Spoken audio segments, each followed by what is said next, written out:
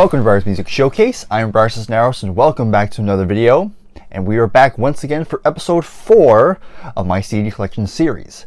So I can't remember what I did last time, but I believe what I did this top shelf next, and then I included the CDs that you can kind of see down here.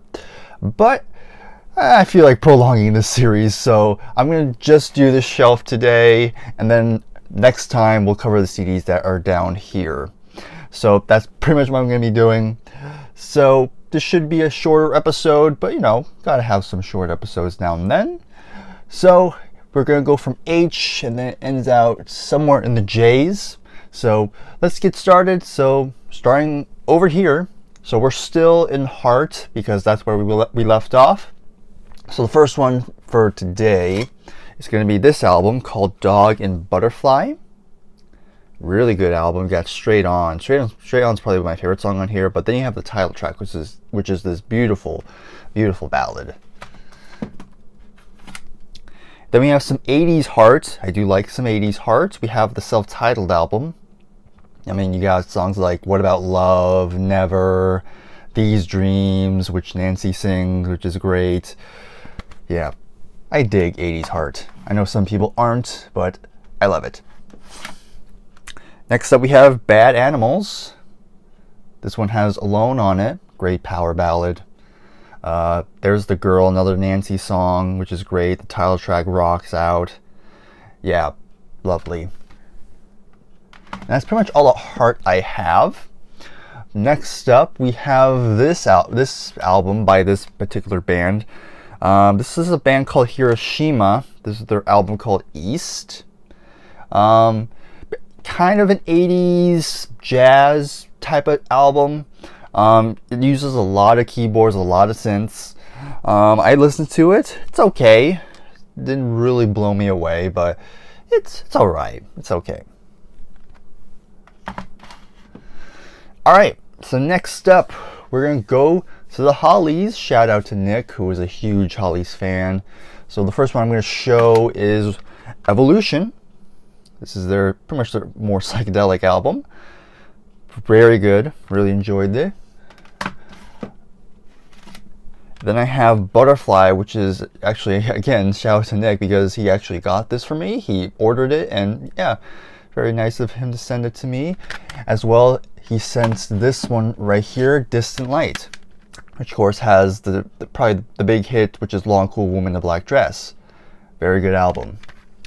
And I have more Hollies, but it's separated from the collection. Moving on, next up we have Whitney Houston. Yep, I love Whitney Houston.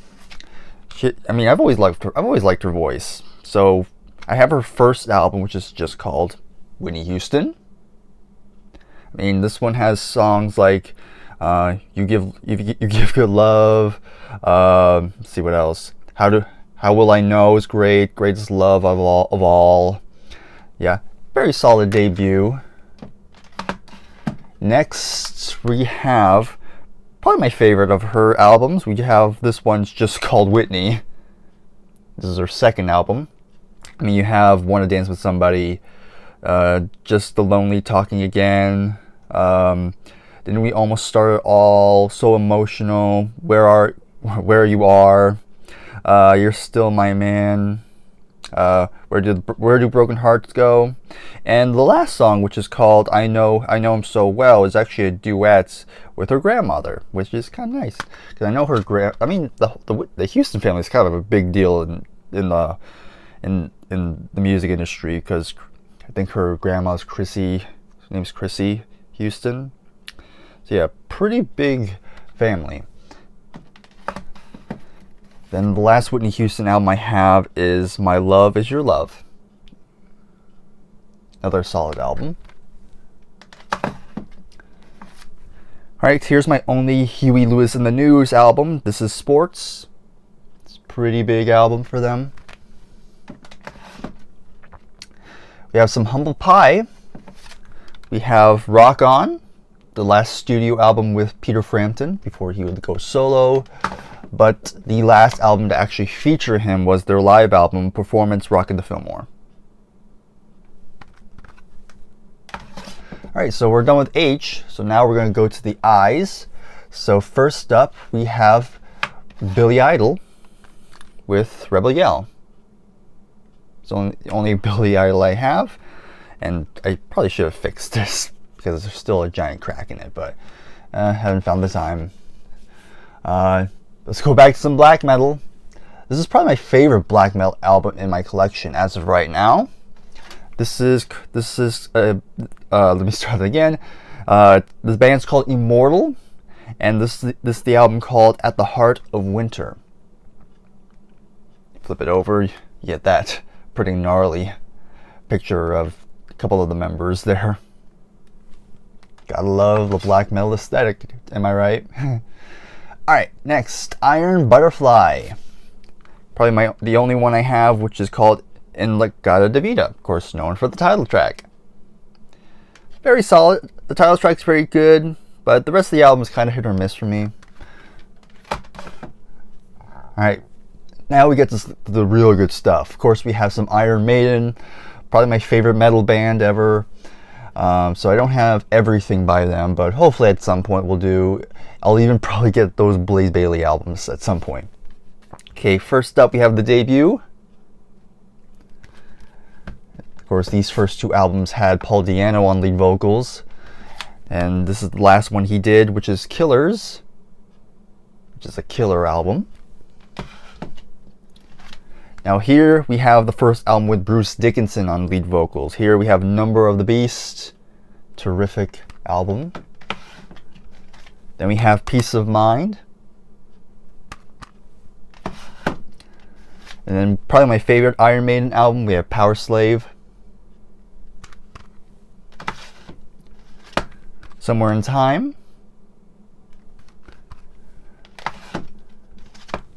Then probably my second favorite Iron Maiden album. This was actually the album that made me a Maiden fan, which is Seventh Son of the Seventh Son. Skip a few. We have Fear of the Dark. Then, like I said, I don't have any of the Blaze Bayley albums, but here we have the album where Bruce came back in the band. We have Brave New World. And the last one I have is their latest album, which is Sunjutsu. Alright, so we're done with I. So now we're going to head to the J's. So first up we have Jackson, as in Michael Jackson. Don't have that many of them. I mean, I think I pretty much have most of the Michael Jackson albums I would need. So first up we have Off the Wall. A lot of great songs there. And of course you gotta have this album, Thriller. I mean, best-selling album of all time. You know, I know Michael Jackson is a controversial figure, but I still like his music. Bad.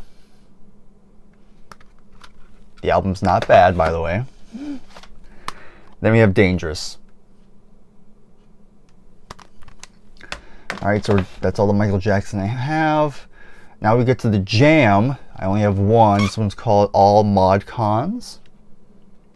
Of course, this is Paul Weller, his first band. One of his first bands, maybe. Okay, Jefferson Airplane. Only have one. Surrealistic Pillows.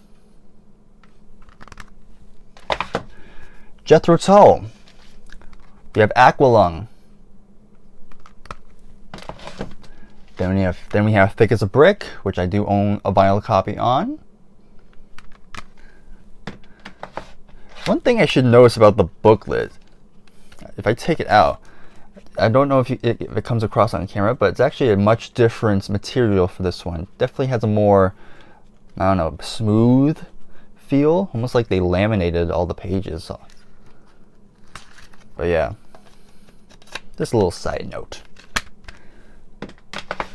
Okay, I did a short on this one recently, because this one recently turned 50 years old. We have Passion Play. Again, like I said, that woman there creeps me out. Okay, then we have Jimi Hendrix. Jimi Hendrix Experience, to be exact. Here we have the debut. Then we have Axis Bold as Love.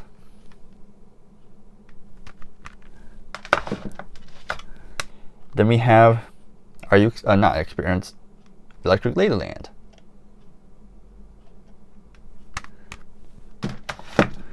Alright, now we head to Joel, as in Billy Joel. We have quite a bit of Billy Joel. Okay, we have Piano Man.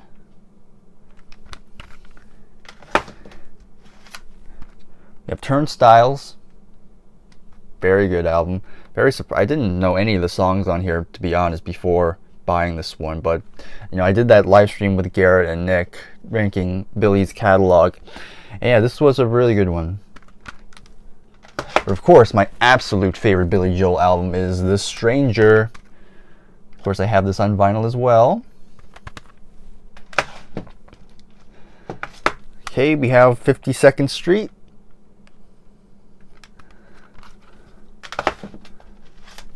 Glass Houses.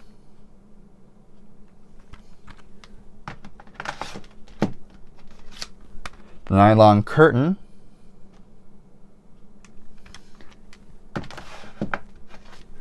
An Innocent Man. And last one I have from Billy Joel is Stormfront.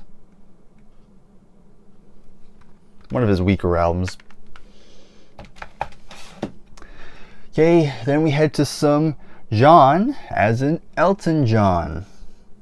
Okay, first up, you have his self-titled album. Really good. Then we have Tumbleweed Connection, another one of my favorites. And again, very surprised how much I like this one. We have Madman Across the Water. Hunky Chateau. Don't Shoot Me, I'm Only the Piano Player. And here's another classic Elton John album. We have Goodbye Yellow Brick Road.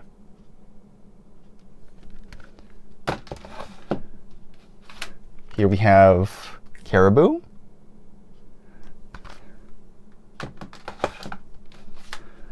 Captain Fantastic and the Brown Dirt Cowboy. Then skipping a ton, I have The One. Some good stuff on here. Yeah, it's not one of his best ones, but there's some good stuff on here. I like the title track. Sweat It Out, I really enjoyed that one. I know David Gilmour is on one song. The last song, which is just called The Last Song, it's a very beautiful song. That's a song that'll almost make you tear up. At least to me. Now here's one that's kind of interesting. Now this is a single CD, you know, similar to like a 45 single. This is actually one that's on a CD. So this was pretty much the whole rewriting of Candle in the Wind for Princess Diana's funeral.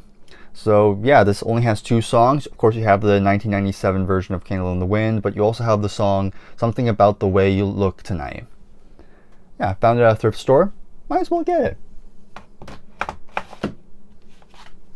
And then, of course, when it comes to Elton John, usually people have this Greatest Hits, which is the first Elton John related thing I ever got. So yeah, good one. 2 CDs, pretty much covers most of the catalog. Alright, we're already almost done with this episode, but we still have a few more to go here. So next up we have John Mayall and the Blues Breakers with Eric Clapton. Pretty big album in the blues rock 60s scene. And like the title suggests, Eric Clapton is featured on the album. Some good stuff. And John McVie from Fleetwood Mac's on there as well. Of course, what's weird, there's a typo. There's kind of a typo on this one because they credit John McVie as drums, even though he plays bass. I don't know why they. Like I said, it's probably just a typo. Okay, next, some Norah Jones. I only have 2. Here we have her first album, Come Away With Me. And then we have Feels Like Home.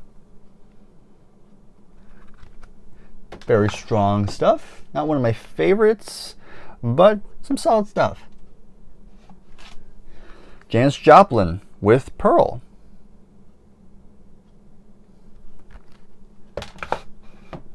And then we have some Journey. Here we have the debut.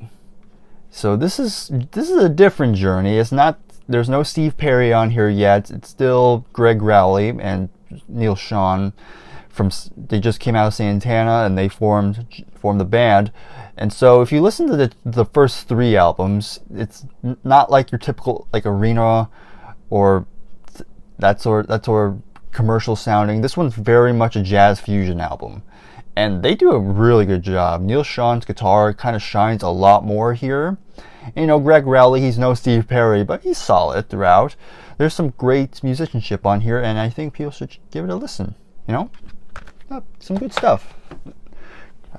I don't have the second or third album, but I definitely want to check those out too. Here's Departure. Then we have the first albums with Arnel Pineda. Here we have It's Morning. I'm trying to remember how you say it, but Revelation. God dang it. Good album, by the way. Really enjoy. I do enjoy the Arnel Pineda stuff. Of course, this particular issue is kind of interesting because disc 1 is the standard album, but then disc 2 is pretty much a covers album where they just re-record a lot of their big hits, but Arnel singing. Then we have their latest album from last year, I believe, Freedom. Terrific album. Then we have this Greatest Hits, which is the first Journey thing I got, and pretty much all the big hits from here. And there is more Journey, but it's separated from the collection. All right, just a few more left. Next, we have Joy Division. Love Joy Division. Here we have their big album, Unknown Pleasures. And then we have their second and final album, Closer. Yeah, I love Joy Division. It's depressing music, but I like depressing stuff. What can I tell you? Alright, and then we have another black metal album. Probably my second favorite black metal album in the collection right now. This was suggested by somebody. I can't remember who as of right now, but if you're the one who suggested, thank you very much. The band's called Judas Iscariot, and this album's called To Embrace the Corpse's Bleeding. And to close us out, we're going to go to some Judas Priest. We're not going to get through the whole collection of Judas Priest in this episode, but we'll probably continue with Judas Priest in the next episode.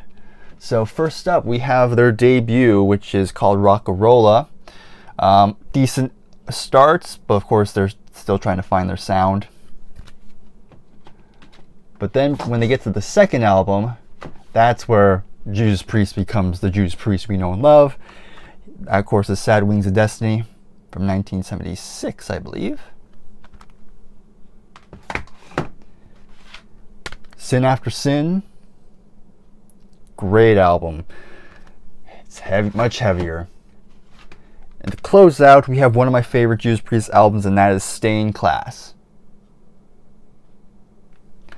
And that will conclude episode 4.